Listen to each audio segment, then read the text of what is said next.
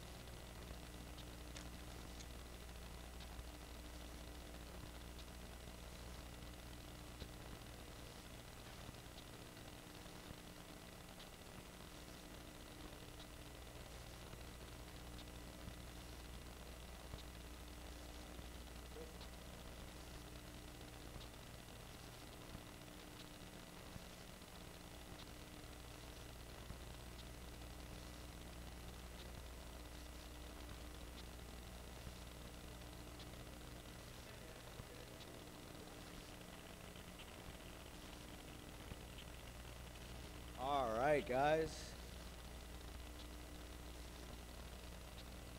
Well, welcome to the fourth lecture series, blockchain lecture series, hosted at Hacker Dojo. Today we'll be talking about legal and regulatory state. Welcome everyone, first of all, to Hacker Dojo, and thanks to Hacker Dojo for hosting. They are a co-working space. It's a maker space, it's an event space, it's open 24/7, and it's $125 a month. Host your events and build a unicorn.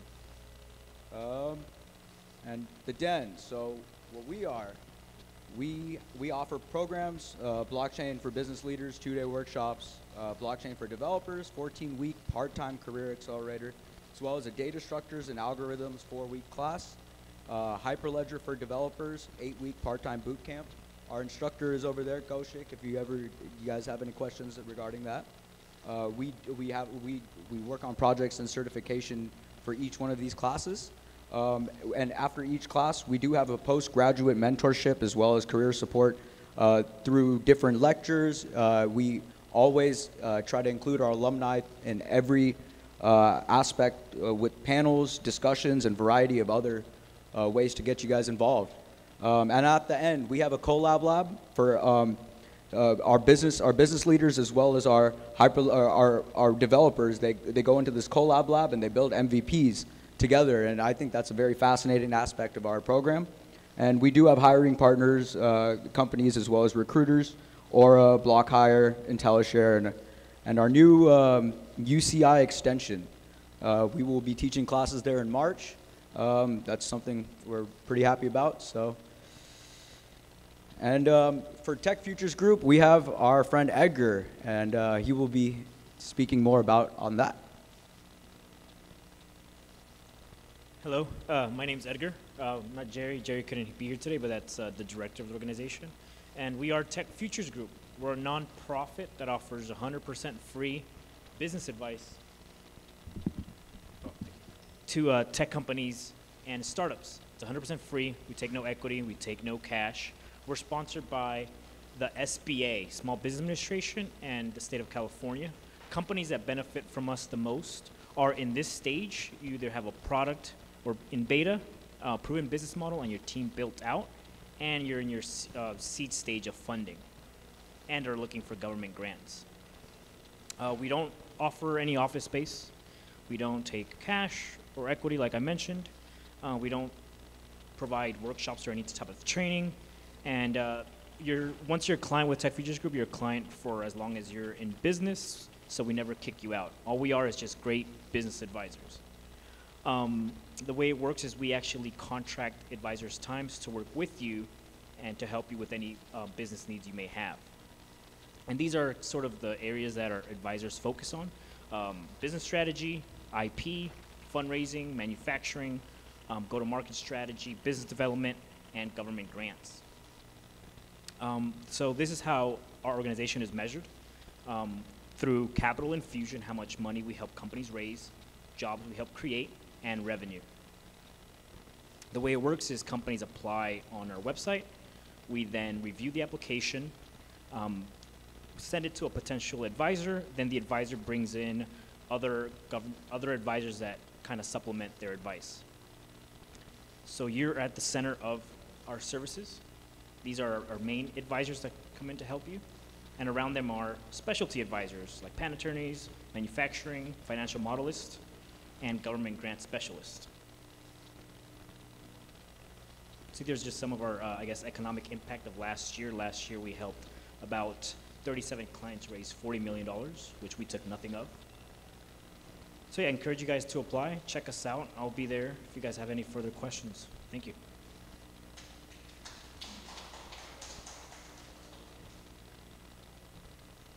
So we're going to introduce our first speaker today. Her name is Onki.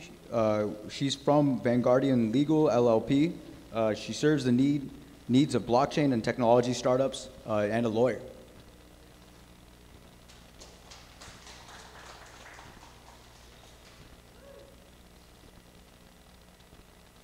Hi everyone, thank you so much for coming. My name is Onki. I have a background in securities laws, and I spent a lot of time helping small businesses and startups think about ways to raise money for their companies. And what I found was it's, one, very hard to raise money, and two, the securities laws are very challenging to navigate, and it's quite tricky. And by the time 2017 came around, I got a lot of questions about ICOs and how to raise money with ICOs.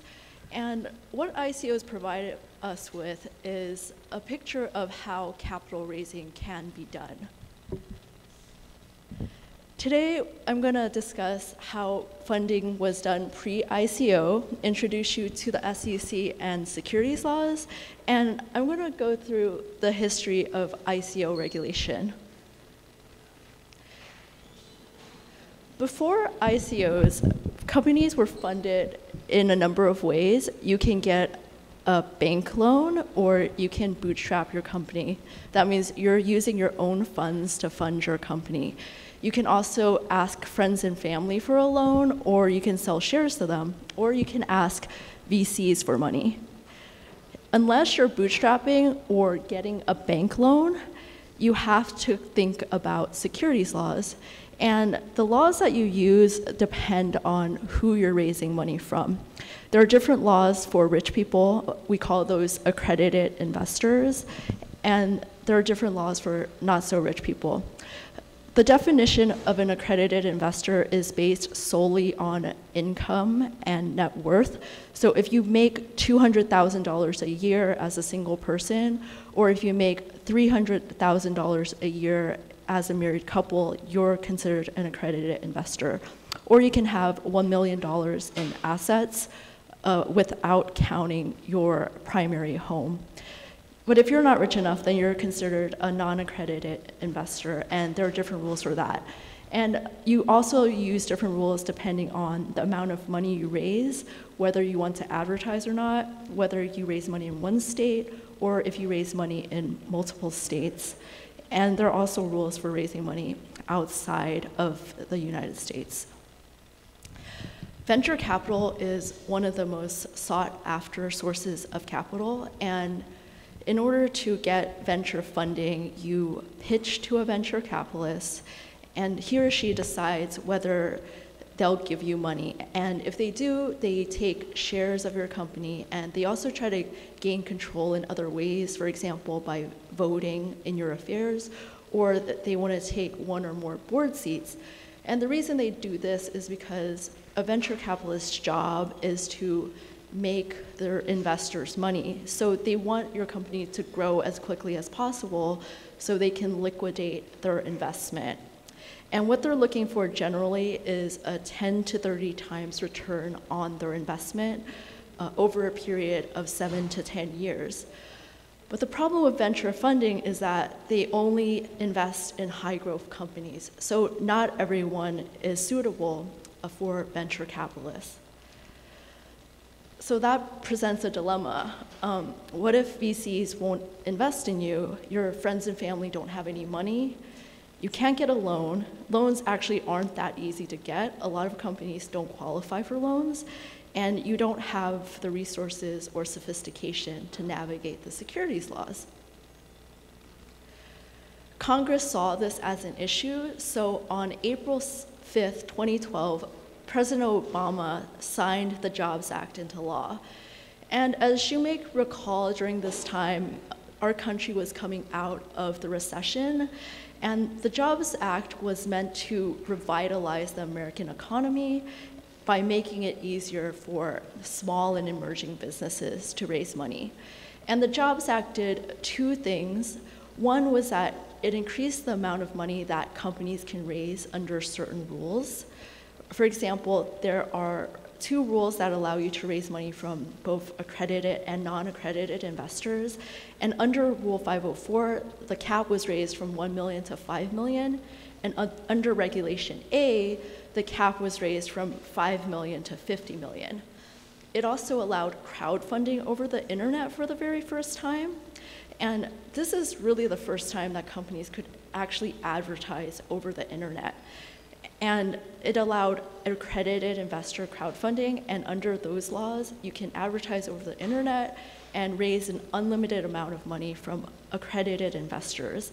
Before the Jobs Act, you couldn't advertise. That meant that if you didn't have connections to accredited investors, it would be really hard or impossible for you to raise money. It also allows non-accredited investor crowdfunding.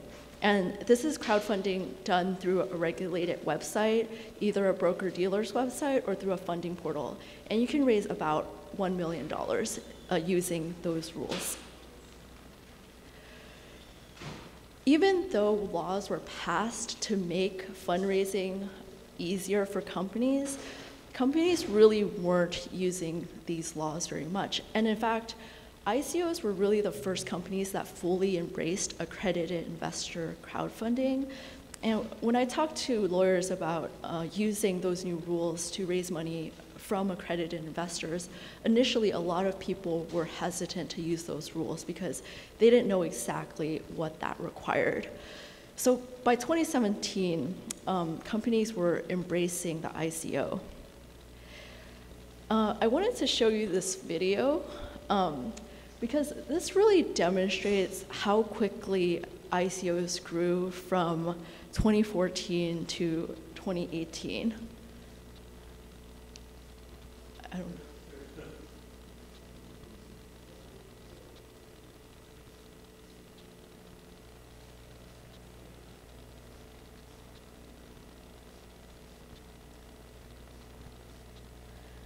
So we're starting in 2014, and as you'll see, ICOs are being done, but it's very slow. That's Ethereum, that's the first major ICO, and that happened around 2015. And the next major ICO I want you to look out for is the DAO ICO, and that's going to be the next pink dot. And that should be somewhere around 2016.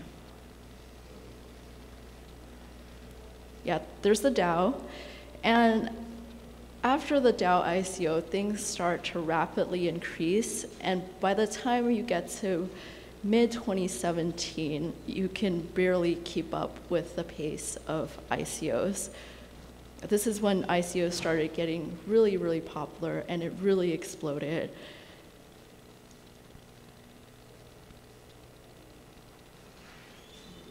And the last dot is March 2018, and that's when companies raised the most money with ICOs, and that was the peak of ICO fundraising.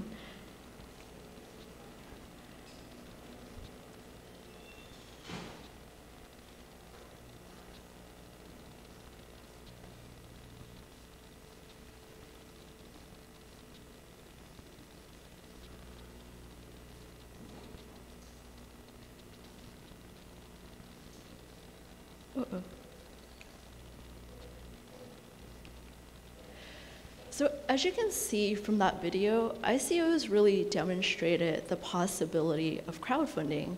And what an ICO really is, it's crowdfunding. And it demonstrated that advertising over the internet works, and that companies wanted non-accredited investors to invest, and non-accredited investors also wanted to invest. And companies are more likely to raise money if friction is removed. And companies also like raising money their own way. They don't like having to rely on VCs, and they want to retain ownership and control of their companies.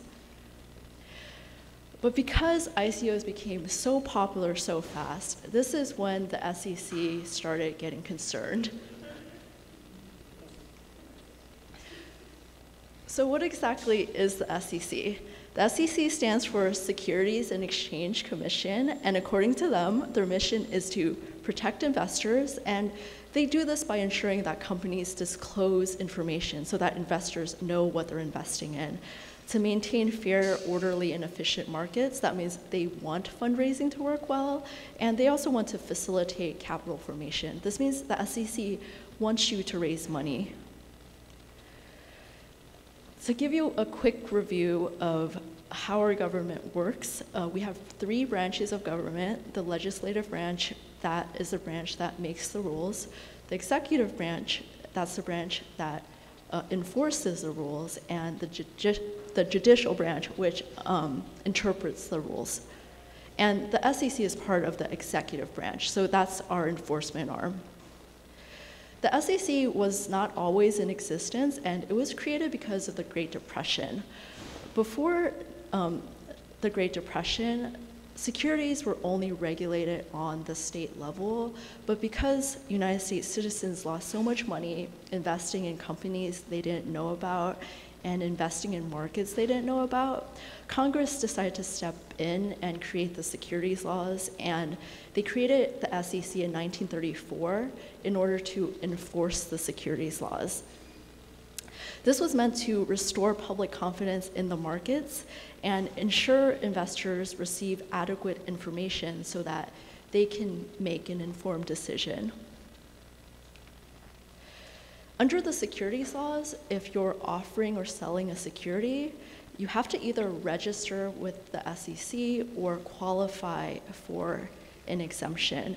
And this is a concept that we're going to go over again and again tonight, because for the non-fraudulent ICOs that the SEC charged, it's because they didn't register and they didn't qualify for an exemption according to the SEC.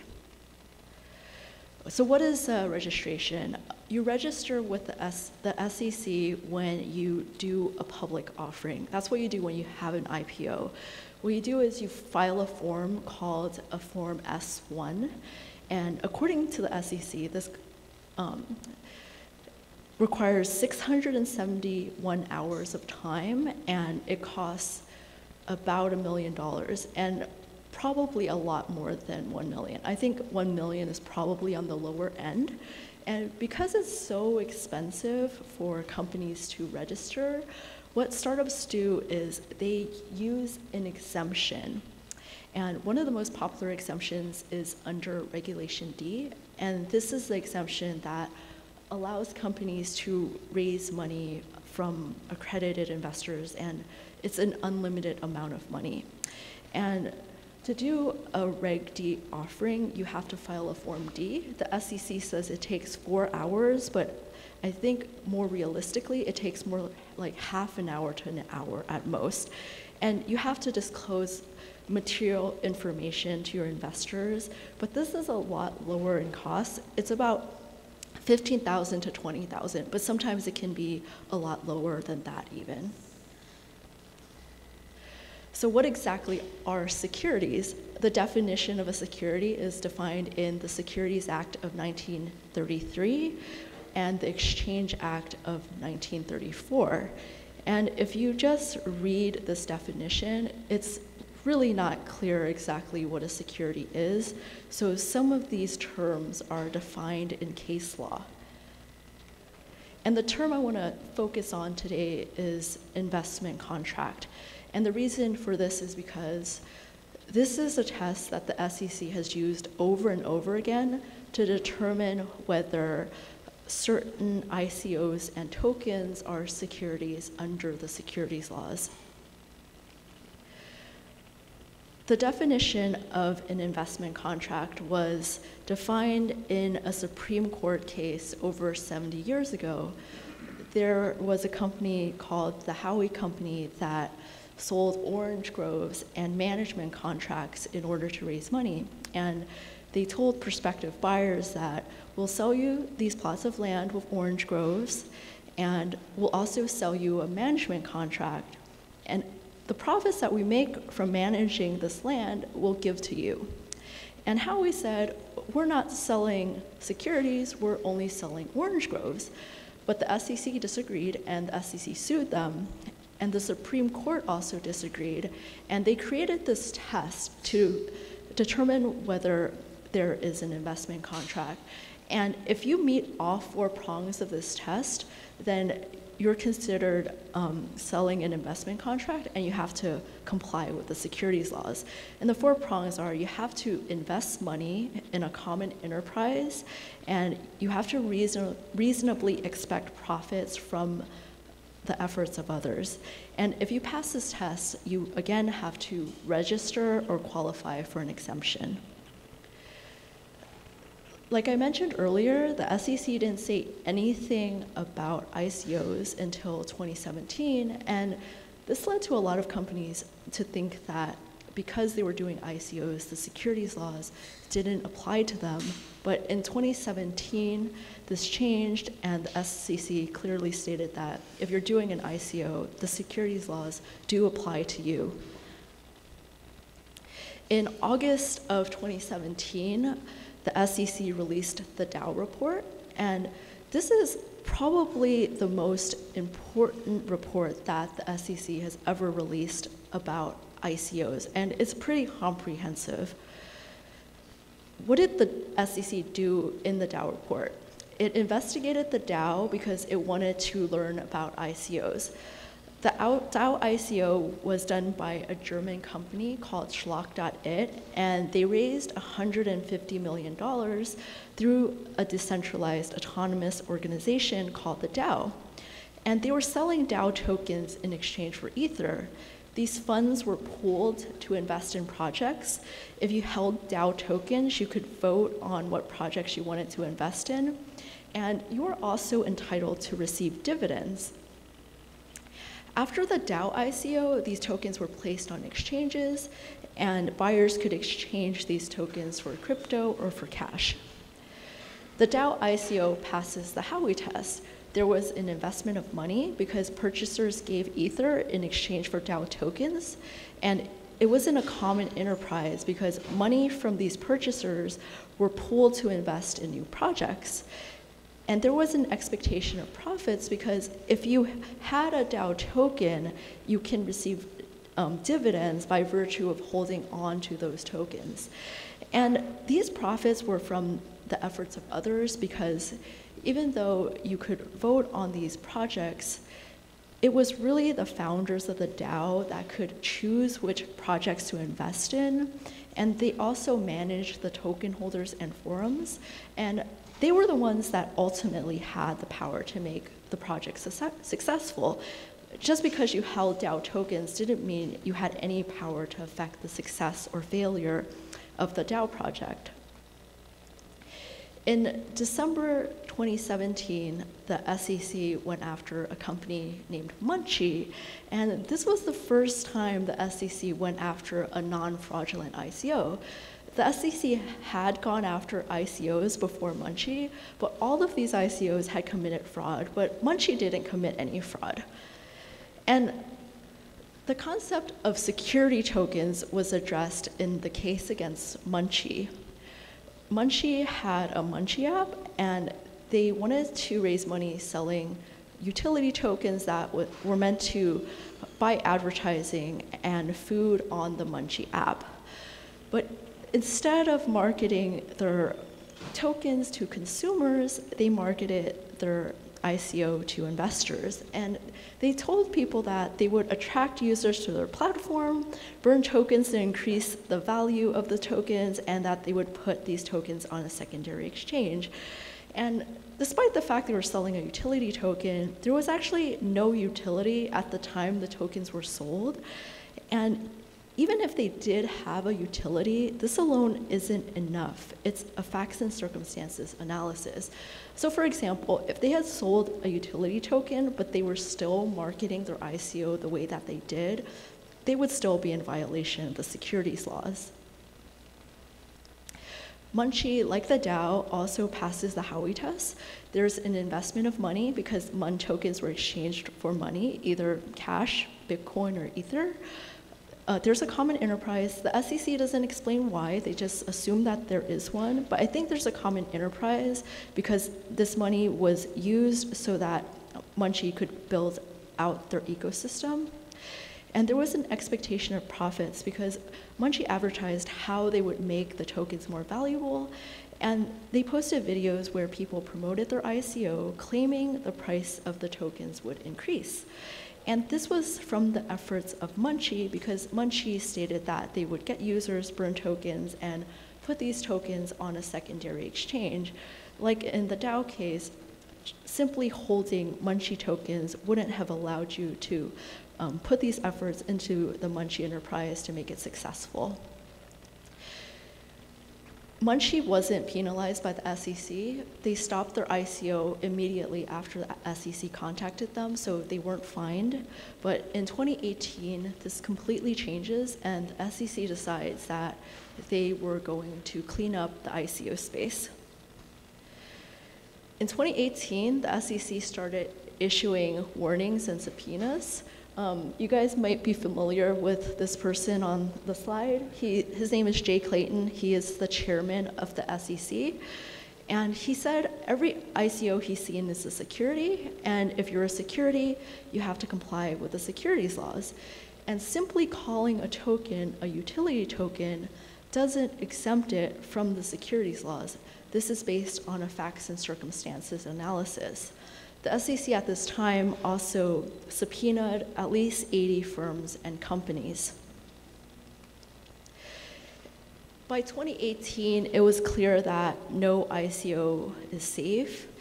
And towards the end of the year, the SEC was really active and they went after practically everyone.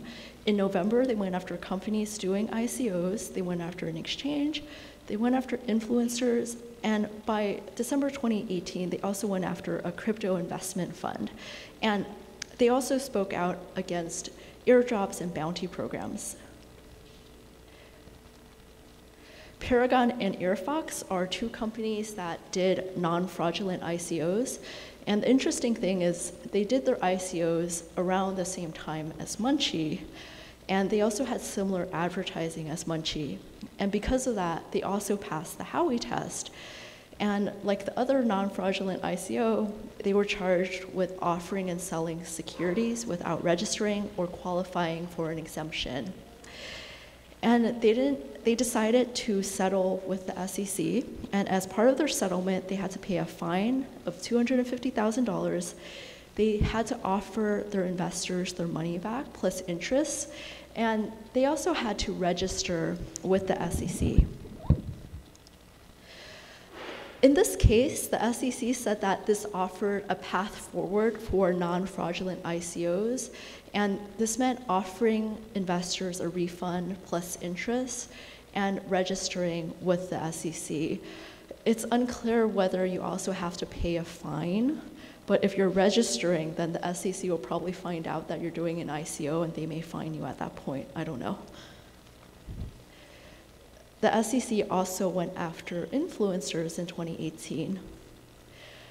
This is Floyd Mayweather and DJ Khaled, and this is an example of how they marketed ICOs. This was on their Instagram page. And they were paid for their marketing efforts, but they didn't disclose that they were getting paid, nor did they disclose the amount that they were getting paid. And because of this, the SEC said that they were in violation of the law, and as a settlement, they had to give back all the profits that they earned, plus interest. They had to pay a fine to the SEC, and they were also barred from promoting securities for a number of years. And the point of this case is, if you're an influencer or if you're getting paid to promote ICOs that are securities, then you have to disclose that you're getting paid and also the amount that you're getting paid.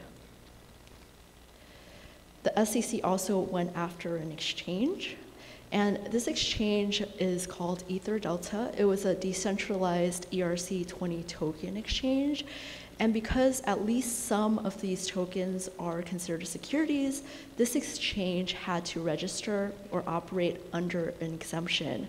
And here the SEC goes back to the Dow report where they warned that if you were operating an exchange that is allowing the exchange of tokens that are securities, you have to register or qualify for an exemption. And their CEO settles with the SEC, and he, like the others, had to disgorge profits plus interest and pay a fine. And the interesting thing here is that EtherDelta is decentralized. That meant that Zachary Colburn really didn't have control over this exchange. Rather, he simply wrote the code. So today, the Electronic Frontier Foundation said that they wrote to the SEC arguing that penalizing someone for simply providing an algorithm violates the First Amendment of the Constitution because code is considered speech under the First Amendment. The SEC also went after airdrops, and I think this was under the radar a little bit, but this was something that the SEC spoke out about last year. There was a company called Tomahawk, and they wanted to do an ICO, but the Dow report was published before they could start. So they said that they were going to avoid the SEC by doing an airdrop, and what they were going to do is give away tokens in exchange for promotion and also to provide a market for these tokens. The SEC said that if you're offering or giving anything away for value, no matter how small, you have to register or qualify for an exemption. And this was like the 1990s where the SEC barred companies from giving away free stock in exchange for emails and to create a market. And it was based on the same rationale they had in the Tomahawk case. The Tomahawk issuers didn't make any money, but they still had to pay a $30,000 fine because they didn't register or qualify for an exemption. And the point the SEC was making here is if you're airdropping tokens that are securities, then you're subject to the securities laws. And finally, the last case the SEC published in 2018 is against a company that actually tried to comply with the law. A company called CoinAlpha decided that they were going to create a crypto investment fund, and they raised $600,000. 9 of the people they raised money from were friends, and 13 were strangers. They attempted to use the rule that allowed accredited investor crowdfunding, and they filed a Form D within the first 15 days of sale. So they did this part correctly, and they also attempted to verify their investors. But under the new rule, if you're raising money from strangers, you have to take additional steps to verify. And what they did was they had their investors fill out a questionnaire certifying that they're accredited. But this wasn't enough. And when the SEC reached out to them, they actually did the right thing and verified that their investors were accredited. And in fact, they were accredited. But because they were raising money from strangers as well as friends, this wasn't enough. And because of this, they unwound their fund, gave back all the money to their investors, gave back all management fees, and they also had to pay the SEC a $50,000 fine. By 2019, a company called Kik said, "We've had enough. If the SEC will file an enforcement action against us, we're going to fight back against the SEC." What exactly is Kik? Kik is a Canadian company, and they own the Kik messaging app. They raised $100 million with an ICO in September 2017. And the staff found that they had violated the securities laws because they didn't register and they didn't qualify for an exemption, according to them. And in November 2018, the staff notified Kik that they would recommend the SEC file an enforcement action against them. And they invited Kik to respond with what's called a well submission. And Kik responded, and they made 3 arguments. They argued that the KIN token sold in the ICO is a currency and not a security. And under the Exchange Act, currencies are exempt from the definition of a security. But the interesting thing is it's not excluded under the 1933 Act. And they also argue that the Kik ICO fails the Howey test, and that Kik tried to comply in good faith given what they knew at the time of the ICO, and the only thing that was published when they did their ICO was the Dow report. If the SEC does vote to bring an enforcement action against Kik, then this will give the ICO industry much needed guidance, because Kik will be the first non-fraudulent ICO that's actually fighting back against enforcement actions. And we're gonna get court guidance instead of the interpretation of the SEC. As I mentioned earlier, the SEC is part of the executive branch, meaning that they're charged with enforcing the law, so their interpretation isn't binding, whereas a court is part of the judicial branch, which interprets the law, so a court's interpretation is binding. So how has the space evolved because of all this regulation? First is, ICOs have demonstrated that blockchain can enhance capital raising. It can increase transparency, liquidity, lower costs, especially in relation to how much money is raised. And you can also have a global reach with ICOs. And despite regulations, ICOs continue to grow in number. In 2018, we had 2,284 ICOs, which is a lot more than the 966 in 2017, but each ICO individually raised a lot less money. And because the industry is moving towards compliance because of the regulation, companies are building out technology for compliance to decrease costs and to improve liquidity, and they're embracing the idea that ICOs are securities, so they're calling ICOs STOs, but it's basically the same idea. And the SEC also wants to update their transfer agent rules in light of blockchain technology. So this also will make tokens a lot more liquid once these rules are updated. And states are also updating their laws to allow corporate records and other types of records to be kept on the blockchain. Delaware has these laws, Wyoming has these laws, and last year I went to Sacramento with the Blockchain Advocacy Coalition, and we urged California to also pass laws allowing corporate records in California to be kept on the blockchain. And the one thing I'm getting a lot of questions on lately is how to tokenize real estate, especially California real estate. If you have questions, I think there's a Q&A session at the end. Okay, so, yeah. Oh, okay, so I can take questions now. Okay, cool, cool. Yeah, so if you have questions in the, yeah.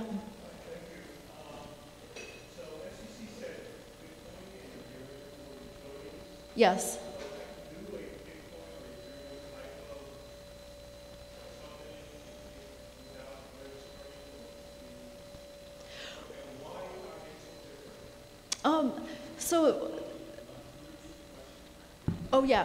The question was that the SEC said that Bitcoin and Ethereum are securities, so how can you do an ICO with Bitcoin and Ethereum? So I'm not completely clear about what they said about Bitcoin, but I think it's because Bitcoin is more of a currency than a security. But as to Ethereum, the SEC didn't specifically say that, well, they said Ethereum isn't a security, but they never said that Ethereum ICO isn't a security. And they specifically said that their opinion on Ethereum is limited to Ethereum right now. So even if you start out as a security, you aren't necessarily a security once the network gets sufficiently decentralized. And that's what Director Hinman was saying. Because the Ethereum network and Ethereum itself is now sufficiently decentralized, it's no longer a security. And the Kik ICO, that's what the argument that they were making, that they were going to be, well, they're arguing that they're just sufficiently decentralized, but until they get to that point, then they may or may not be a security. So you have to be decentralized so that there's no one person or company that's controlling that entity.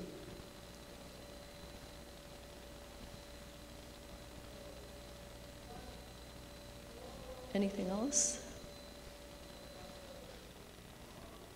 Yeah. So we started specifically to work with blockchain and technology startups. So like I said, I have a background in securities laws, and my partner has a background in commercial law. So we help companies from the time they get started to the time they get hire general counsel. So we work with helping companies form their companies, raise money, and we also help with contract review and drafting.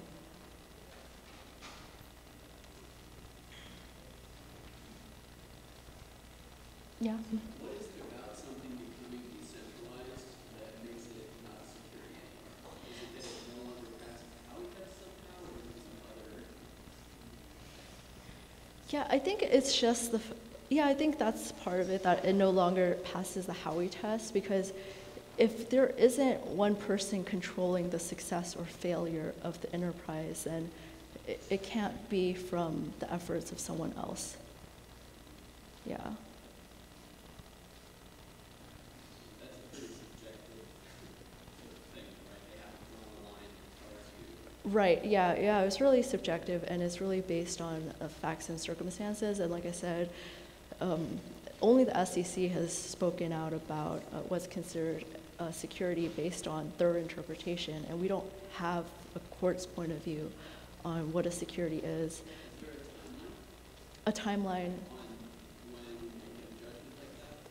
It depends. I mean, it depends on whether any company is willing to fight back against the SEC and actually take this to court. We don't know if the SEC is going to file an enforcement action against them. So, but they're the only one who's mentioned that they were going to do that. Yeah.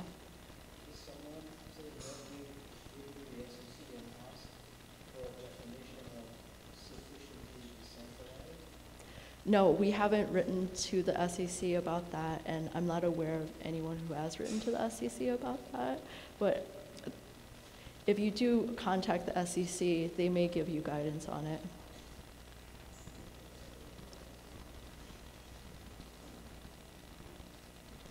Anything else? Okay. Yeah. I also have my contact information here if you want to contact me. And if you want more information on blockchain law and running a business, I post information on my Facebook page, so you can like or follow me there. All right, thank you.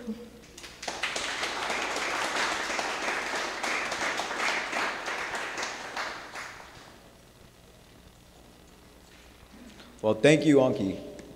So next we have Svet Sedov. He's an active angel investor, a serial entrepreneur. He owns and runs the First International.in. It's a 5-year-old incubator for international companies. Svet? Come to the other side. Come to the other side. So when I press here,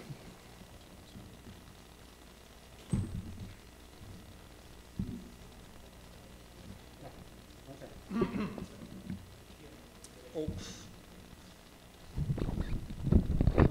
Oh, can I walk? No. Gonna be difficult. Yeah, I'm sorry. I don't like to stand behind this tribune. So what I'm gonna be talking about today is pretty much overview of what's going on with, I call it crypto, right? Many people don't like that word, but I think that's more or less generic. And I'm going to talk about what's going on with crypto legislation in 16 countries in the world. Because I have, of course, a limited time, I'm going to be like flying through them.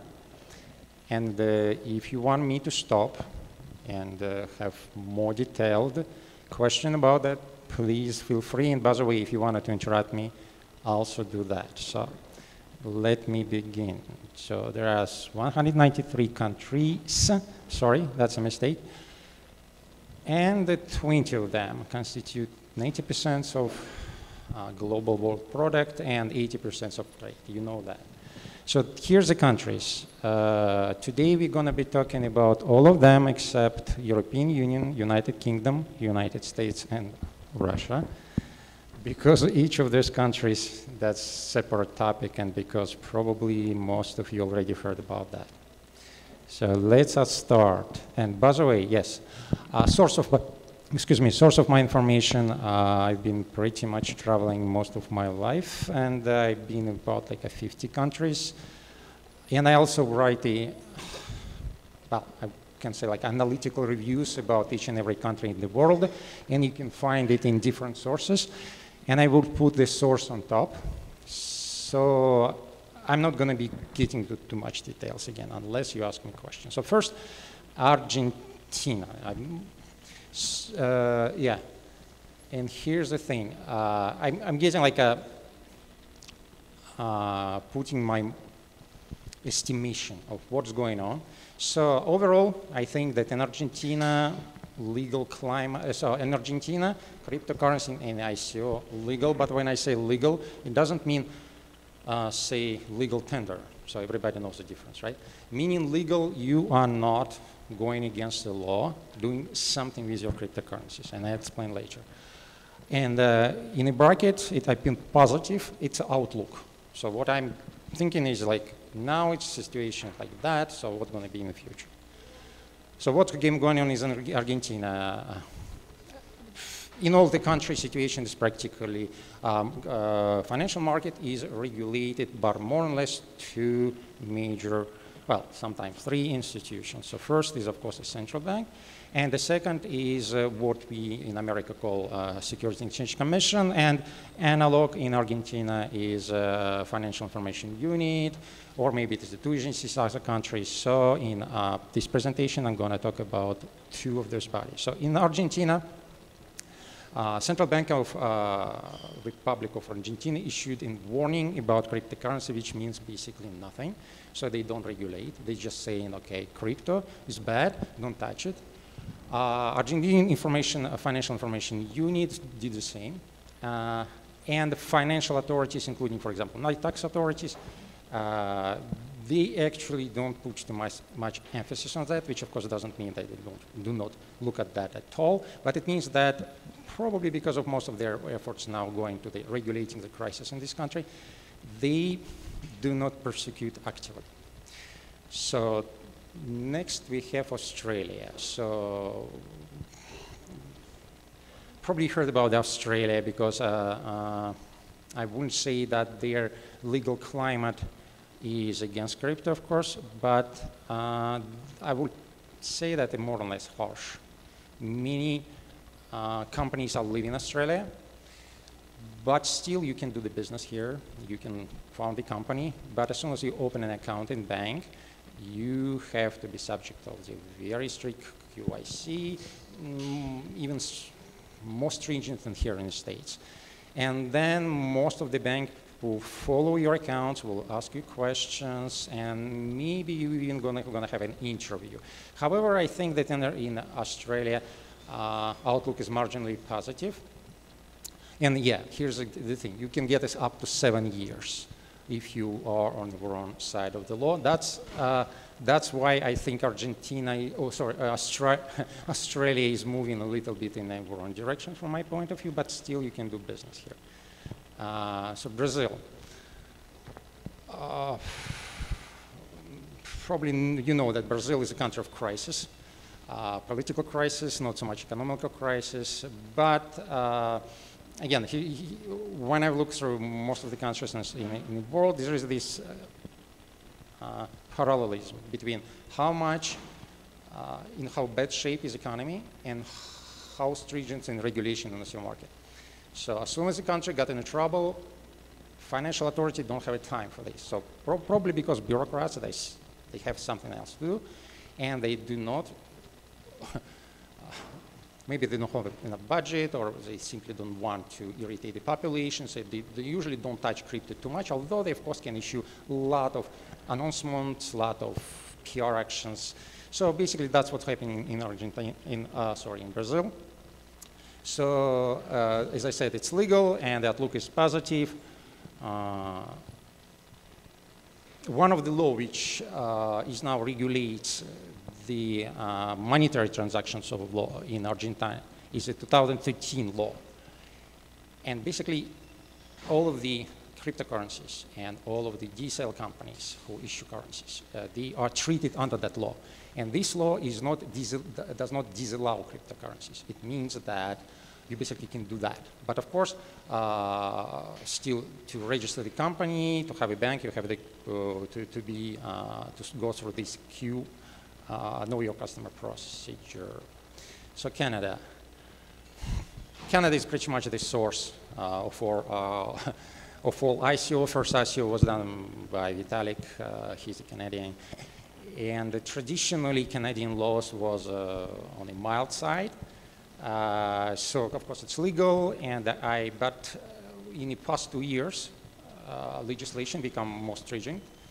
And I think because of the two reasons, because of the mass publicity cryptocurrencies got, and because Canada tends to follow what's happening in the United States of America in terms of legislation. Because a lot of Canadian wars here, a lot of American wars there. And ACC, to be honest, sometimes look at Canada as a promise of America. That's their position. So that's why Bank of Canada do not recognize digital currency as legal tender, which no surprise. Canadian Securities Administration practically treats the all ICOs start to treat all ICOs as Securities and Exchange Commission in States does. Next is China. I put here complicated and put the negative outlook. There are different points of view on what's happening in China. You know that in 2017, September was a ban, so-called ban, but it's not a real ban. It's just you can, banks cannot trade on crypto, banks cannot open accounts in crypto, exchanges can, non-exchanges is allowed in Canada, in China, of course. And, but all the individuals can still hold cryptocurrencies and buy them. That's a paradoxical, right? That's because now in China, over-the-counter market is flourishing, I'm sorry. So most of the big transactions which we have now is over-the-counter, and it's legal. As I said, September 2017, on the individual side, it's legal. Now to France. France always tend to make their legislation a little bit more severe than in Europe, and it's not exception now. So now the cryptocurrencies are legal. So by the way, practically all of the European countries, they follow the European Monetary Union rules, standards, which basically also determined by European Central Bank. France, of course, will follow these rules, but surprisingly enough, these rules are the most friendly to cryptocurrencies. I mean, like each and every individual country in Europe now seems to look, well, with some exceptions like Malta, you know, they tend to treat cryptocurrency more severely than European Union in the whole. That's makes it a little bit unpredictable because country can follow both sides of their situation. But still, it's legal and positive outlook. Again, cryptocurrencies, Bitcoin, not legal. Not legal tender, sorry, it's a mistake.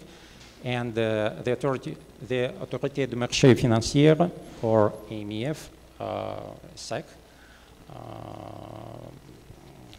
follow the step of the SEC, so not legal and all of this. And by the way, they do not forget to impose income tax on all transactions, of course. Now to Germany. Germany is one of the most crypto-friendly countries in Europe. Now, not many people know that, but it is a fact. I don't know, maybe because Germans always took very practical positions. So, German Federal Financial Supervisory Authority, again, that's analog of SEC, they actually already qualify cryptocurrencies units of account, which is one step to the right direction. And as you see, German regulators follow the guidelines of the European Security and Market Authority. That's what I told you. So the least severe or stringent rules. And they are still trying to, well, because, you know, governments are big and there are different branches, but I feel that they are moving, they are trying to adjust to that new world of digital currencies as much as they can. So India, how many people here know what's going on in India? Nobody, right? I put like even 3 slides about India because India become more and more important country, as well as China. And situation also is complicated because, you know, there are more than 23 federal district states in India, and each of those states have their own parliament. And there is very difficult, very always complicated political situation in India. And cryptocurrencies become part of this political upheaval. And you also probably heard about the Modi politics or major demonetization policy, or, well, not demonetization, so all cash must be get out of the circulation, all money became electronic, but of course, major reason which Modi government puts forward to say that that's how we control criminals. That's a big issue in countries. That's why position of Indian government is absolutely against cryptocurrencies. It's a very, very harsh position. And they are doing everything possible to get out of that. However, we still have other authorities. We still have Reserve Bank in India, or which is another branch of government. And India is a democratic country. And those branches are officially independent. And Reserve Bank of India announced that they have no plan to regulate crypto, which creates this paradoxical situation. But of course, because government is executive branch, more of the companies, banks specifically, they're following government, executive branch. But the Reserve Bank of India formed interdisciplinary committee with Indian Ministry of Finance, which is also, and they now investigating the possibility to give the cryptocurrency legal status or digital currencies. However, it's not going to the absolutely positive directions because last year, 2018, the decree was issued by RBI, which gives them a deadline 3 months, after which all the activities on the crypto accounts must be ceased. It's already more than 6 months after April, and it's not going too well because there are many different possibilities to avoid or to bypass this law. But still, officially, cryptocurrencies, opening an account in India is not allowed, but as individuals, you can own it. OTS market and all of the rest. So now we go to Indonesia. Indonesia, huge country, biggest Muslim country in this part of the world. and it's legal cryptocurrency status, but outlook is moderately negative because you probably know what's going on in politics there. Right-wing politicians, and they actually very concentrated on securities, on protecting their citizens against these drug lords, and of course, in the mind of politicians, cryptocurrencies, drugs always go together. So that's why, again, position of the executive branch is one, but we have Bank Central Republic of Indonesia, which does not want actually to get completely rid of cryptocurrencies, and even they expect or want to declare their commodities. Again, some kind of conflict which creates an opportunity for many entrepreneurs there. You cannot open an account, but still you can work with crypto on a personal level. Italy, another country which is trying to use digital currency for the empower the economy. It's legal, and it's actually getting better. So what they said that cryptocurrencies and currencies is not legal tender, but they are not different from currencies. It's of course a paradoxical view, but that's how they basically were saying that we don't have enough money, and as soon as the cryptocurrency traders give us enough source of additional source of revenue, we're fine with that. So basically they said, you're trading up to 5,000 euros in total, whether it's simple currency or cryptocurrency, you okay. As soon as you reported that. I think that's one of the most positive development in Europe, but you know, politics in so basically, they already changed for about 46 prime ministers during the last 5 or 20 years. That's a country with most of the governments change in the world. So nobody knows what's going to be in the future with them. Hope it's going to be okay. Japan. Japan is a champion, right? So February 2017, they declared that cryptocurrency legal, absolutely. But since then, it was significant setbacks. I don't really know why, but probably because of the, again, changing position of the prime minister. And probably because of the first wave of enthusiasms, they said, okay, it's legal. But then they said, you know, it's an outflow. We cannot really control that. We don't really want some suspicious money to go to our country. And they started to do October 2018.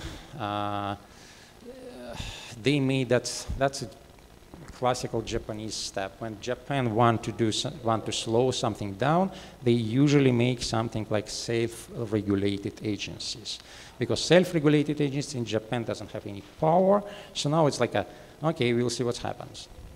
So it's not positive development. In America, it would be like a super positive development. In Japan, that's not. That's their wave politics. So it basically, cryptocurrencies in Japan stalled, but me personally expect like positive moves there. Mexico, well, right over the border. Everybody heard about the CryptoPolka? CryptoPolka, it's very popular forum for crypto mass gathering. A lot of people going there, and it was last month. One of the biggest events in the crypto world is in Acapulco. With accordance to the politics of Mexican government, which is, they even recognize it as a means of payment, but without being legal tender. And they still, and there are many people in, specifically because probably know that in Mexico, government and business is practically the same. Because there is like big political, economical clans who traditionally are on top of power. And because there are a lot of economic interests involved, so there's clans of some of them, I'm not saying like all of them, but some of them are pushing for the digital currency legislation. I think it's positive. Saudi Arabia, very specific country, but very big country with huge GDP because of the oil. Absolutely gray zone. one of the most interesting developers here, one of the Saudi clerics, you know that Saudi is a Shariat-ruled country. Women must wear this thing over their head. And clerics has a very big say in their politics and economy. So one of their leading clerics said that, okay, it's haram. I don't know, haram, it's just untouchable. So they said that cryptocurrency haram. It's religious people will take it seriously. Because in Saudi Arabia there is, you know, it's a family type of business. There is several very big prominent families, and the head of those families are ruling the country. And Saudi Arabia Central Bank is ruled by also head of the one family. He declared that, you see, it's not matured enough, which basically a polite way to say that he doesn't want to see that in his country. And then very important person, Saudi Prince Al-Walid bin Talal, says that he's following JP Morgan, Jamie Dimon footsteps. So I don't think that there is a bright future for crypto in Saudi Arabia, but still on the individual side, people probably doing there as well as as well as in other countries. And by the way, there is a it's not in the slide, but there is an example of United Arab Emirates, which probably you know several Emirates, two of them biggest one, like Abu Dhabi and Dubai. And what they're doing actually, they're not similar to Saudi Arabia, of course. Different type of system, but still ruling family on top. In United Arab Emirates, they don't allow, although they are pro-crypto officially, but they don't allow any transaction inside of the countries. All transactions are in the Virgin Islands. It's very interesting setup because many United Arab citizens very wealthy, and they're capable to establish offshore companies. That's where they trade crypto, which is allowed under the supervision of the Saudi Arabian authorities. I'm sorry, okay, yes, Saudi Arabia, now South Africa. South Africa was the latest to react, only 2014. Before that, Saudi African Central Bank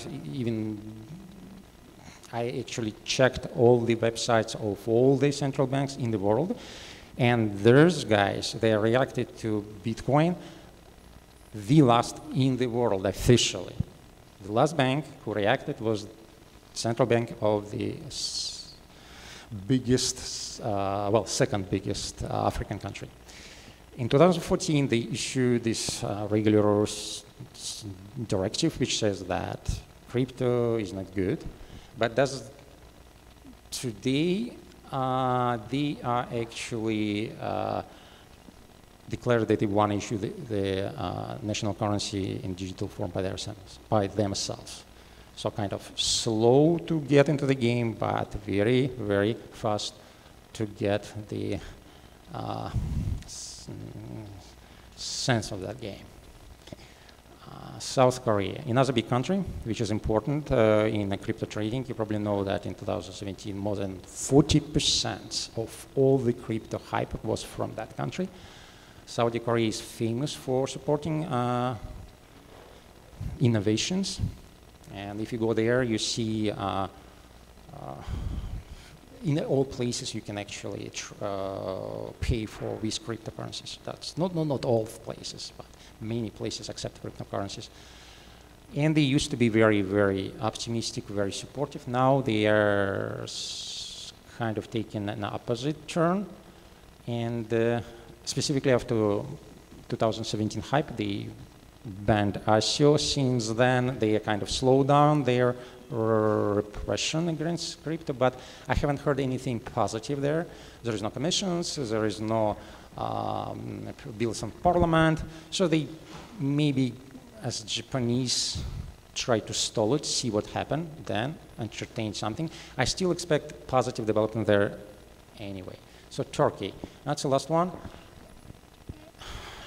Also very interesting country, gray zone as I call it, but because in Turkey Well, from outside, Turkey looks like an autocratic country, which is partially true, but you shouldn't forget that real autocratic regime exists when governments control, when governments have enough monetary resources to control, right? So you can declare that you can control, but if you don't have enough militants, enough money in the bank, like in Venezuela, right? Venezuela is officially an authoritarian country, but look what's happening there, right? Because government cannot pay their police, they cannot pay their militants. Something like that happening in Turkey, although Turkey is a more powerful country. So that's why, although they don't really, it's a mess. So Turkish government never declared its position on the cryptocurrency. Central banks, it's absolutely amazing. They said that Bitcoin can contribute to world global financial stability. I don't really understand what he means by that. I think it's purely political declaration. It goes like the same declarations which Russia likes to do, just to throw the stone in the bush and see what's fly from that. I think that comes from the anti-American position of the current Turkish government. They're saying like, okay, you probably know that, right? So many countries now, like many authoritarian countries, try to withdraw from the dollar. Last year, 2018, the purchase of gold in the world increased 6 times. So it was 100,000 kilograms. I'm not sure, yeah, kilograms. I don't know how many pounds. Become like 600,000 kilograms. Everybody familiar with kilogram is? It's a European Union of measurement. I don't know. It's, Chris, help me. So same is here. So they kind of saying, oh, well, forget about dollar, we have a better thing. I think it's stupid, but still kind of playing in the hand of the cryptocurrencies. Turkey Directorate of Religious Affairs, you know, Turkey is officially non-religious country, but religion play a very important role there. And they don't like crypto, not surprised here. But basically Turkey's central bank says that he looking and he thinking, so like an observing position. So that's it. That concludes my review, and now it's statistics which I just made. You see that from roughly 15 countries, in 12 countries, it's legal. So only 4 countries, in the 4 countries it's a gray zone or that complicated situations like in India or China. From the numbers, I think it's I expected 2 years, I started that deep dive into this regulatory structure in 2015. And I spent like 2 years doing that, so back then. And now I think that situation, I would say, improved, because I remember that I wouldn't read none of the central bank sites without meeting something like stay away of crypto, it's for crooks and terrorists, that's it. Now it's, you see, we have legislations, we have committee, we have at least some reasonable people talking about reasonable things. I think the situation improving. However, it doesn't mean that it's going to be improving further, because there are now more people who try to put more taxes, get political gains from that. So I wouldn't be putting too much of emphasis on that positive tendency, but for me personally, I think we're going at least in a, like a day, not night. And that's it.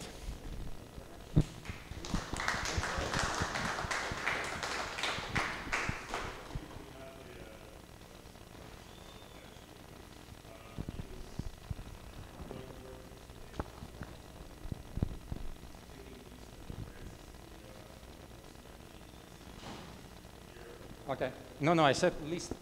No. Okay. But anyway. Sorry. Say it again.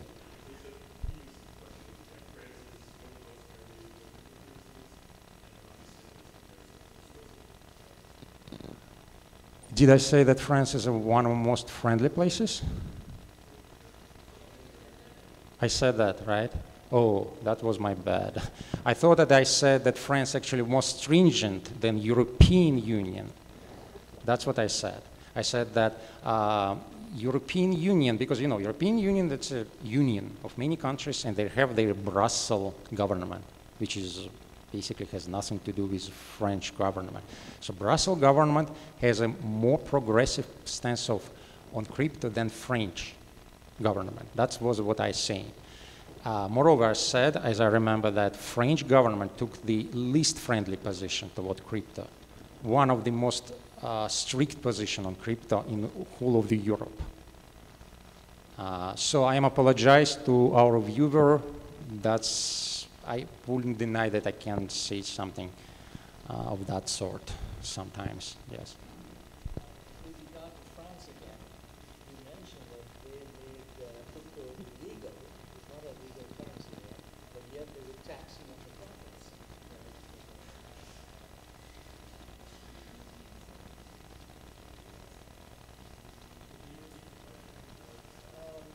I think I saw here, France. Here we go.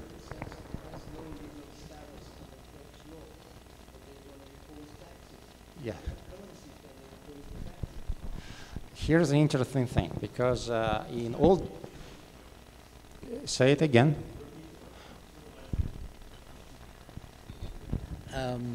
It says France does not allow ICOs to have legal status, but they will still impose taxes. The question is, in what currency will they impose those taxes? And if they do have a currency, then they've established an exchange ratio between the ICOs and French francs, which makes it illegal. Basically, you have to think about the France as about the United States 2014. So in 2014, we remember that we have only one definition, that from Internal Revenue Service, which says that Bitcoin is a commodity. And all Bitcoin transactions will be taxed accordingly. As soon as you get to the Bitcoin, out of the Bitcoin, you have to pay the price on the difference of the price of the Bitcoin in dollars on the specific date. Practically the same is now happening here. So although the analog of French Securities and Exchange Commission, which is the Autorité des marchés financiers, they don't want to give any specific regulations as a SEC. But at the same time, tax authorities do not care about that. They're saying, anyway, we impose a tax as on a property on your transaction, practically the same as you said. So they convert it to francs. Only difference, if there is a difference in price, when you buy it, when you sell it, you have to pay a tax for that one. If you want to use your cryptocurrency to purchase some goods and you use something like a credit card for that one, right? You still have to pay the taxes as soon as there is a conversion between the currency, between the franc and the cryptocurrency. But by imposing that tax, they've established an exchange ratio between these two things, one of which is legal and one of which they're saying is not illegal. That's what I don't understand. If they're imposing a tax and you have to pay it in some mechanism, they've established an exchange rate. Remember that as in SEC, when SEC something, it is not legal. It's not necessarily mean it is not legal, right? Because to establish what is legal or not, you have to go to court. That's exactly the situation in all of the countries where there is this separation of power. Because we can only know what's legal or not going to court. So position of the marché, Autorité des marchés financiers is that it's not legal, but it was never tested in courts. Same isn't here in the United States. We have all this declaration of the SEC that is ICO, that is not ICO, but nobody challenging SEC because everybody fearing SEC. We have to see how the court practice proceeded. Same with France. At the same time, internal revenue services in all of the countries, they actually don't want to wait. They want money now. Nobody want to, okay, you can go, I can go in France and try to sue internal revenue service. Would you do that? No. Everybody, that's a democracy. That's how democracy works.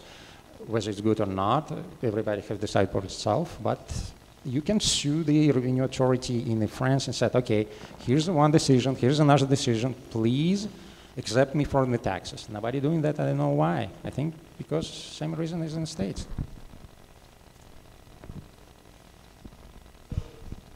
I'm not sure, yeah.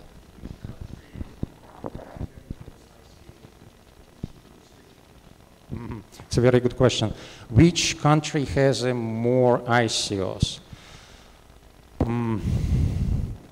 I would say that probably we have two candidatures, Switzerland and Singapore. So 2 countries legally, right? Because you can be registered legally in Switzerland and make an ICO there. You can be register your ICO in Singapore and make an ICO there. So officially, it's there. Probably now Malta started to rise there. Then we used to have Japan, which is basically now out of the picture. On unofficial side, difficult to say, but I think United States of America, because STOs is not ICOs, right? But it's still, we can count it as STOs, number of STOs rising. Then we have in America very interesting tendency. Now people start to convert their safes. Everybody know what safe is, right? Their safes to the digital form, right? So there are like, I know like a couple of startups, decentralized startups who has that idea, because you know the problem. If you are an angel investor, you invest in a company, you are non-liquid. So there's companies saying, okay, let's convert your safes into the digital form, and you can trade it. Perfect. Everything is, but of course, you can do it only between registered, accredited investors. So the answer to your question is Switzerland, Singapore and United States of America, probably maybe even in the first place if you count like STOs.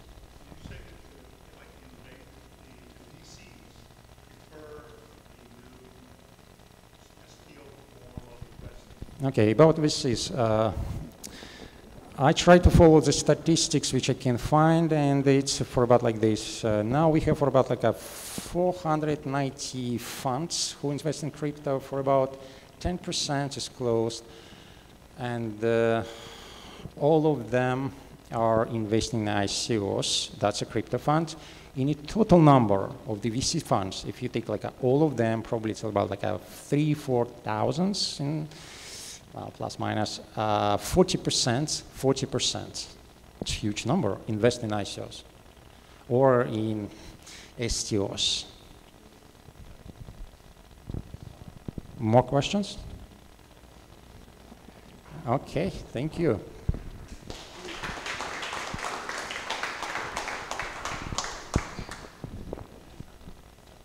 Thank you, Svet.